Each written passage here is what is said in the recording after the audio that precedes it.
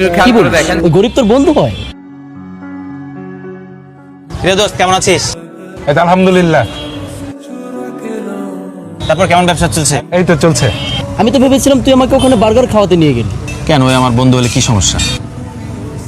তোর বাবার বড় বড় বিজনেস, আমার বাবার বড় বড় বিজনেস, আমাদের স্ট্যাটাসের সাথে ওর স্ট্যাটাস যায়?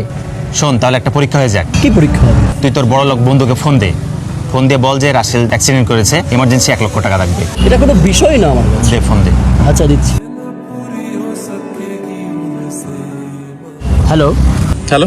হ্যাঁ বন্ধু, আমার রাসেল ফ্রেন্ড আছে না, ও তো অনেক বড় অ্যাক্সিডেন্ট করে ফেলেছে। তো এই মুহূর্তে ইমার্জেন্সি আমার 1 লক্ষ টাকা লাগবে বন্ধু, প্লিজ আমাকে একটু হেল্প কর। তোমার সমস্যা তুমি বুঝো, এসব ঝামেলার মধ্যে আমাকে জড়াও না। তোর আর একটা বড় লোক বন্ধু আছে না, রাজু নাম, ওকে ফোন দিয়ে। হ্যালো। হ্যাঁ হ্যালো। হ্যাঁ রাজু বন্ধু, আমার এই রাসেল ফ্রেন্ড ও তো অনেক বড় একটা অ্যাক্সিডেন্ট করে ফেলেছে।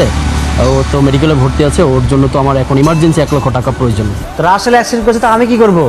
আমি কি টাকার গাছ লাগাচ্ছি নাকি? আর 1 লক্ষ টাকা আমি টাকা পয়সা দিতে পারবো না। আর তুই সব ঝামেলা থাকিস না, রাখ। এবার আমার ওই গরিব বন্ধুকে ফোন দে, ওকে খালি বল যে রাসেল অ্যাক্সিডেন্ট করেছে, ইমার্জেন্সি 1 লক্ষ টাকা লাগবে। ধর।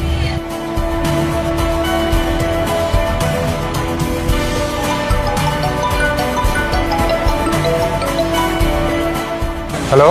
ভাইয়া, রাসেল তো অনেক বড় একটা অ্যাক্সিডেন্ট করে ফেলেছে, ওর জন্য ইমার্জেন্সি 1 লক্ষ টাকা লাগবে।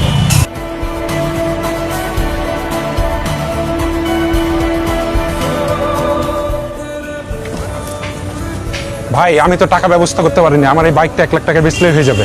আমার বন্ধু কোথায় আছে? বন্ধু, আমি গরিবের বন্ধুত্বে কখনো সন্দেহ করতে নাই। আসলে যাদের পকেটে টাকা থাকে না, তাদের মন বড় হয়।